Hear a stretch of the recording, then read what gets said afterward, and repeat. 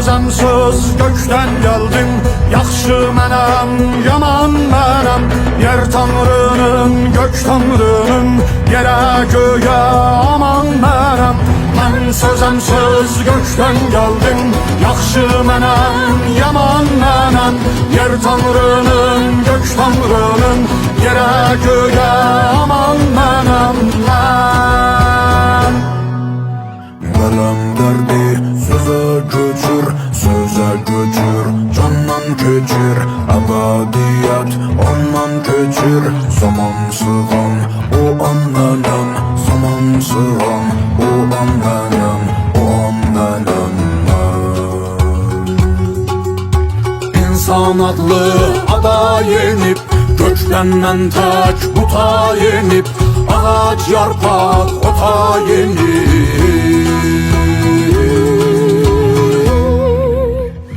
Damlayan şaman mənəm, damlayan şaman mənəm.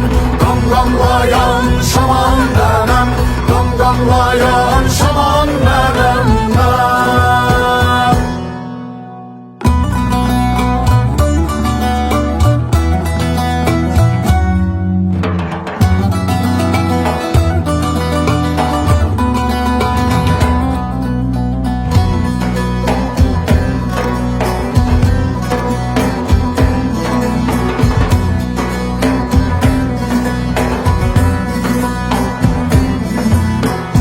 Mənə bil zaman zaman necə sığar bədəndə can.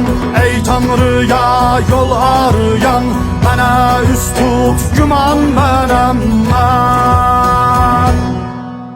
Bax şimdiyə bəşər şərdən dua qılan sübh səhərdən. Tanrım adsız bəndələrdən sənə tövbə uman mənəm, sənə tövbə uman mənəm, uman mənəm mən. Ey günahkar ruhum oyan, oyan sənə olsun ayan. Bu məkana sığışmaya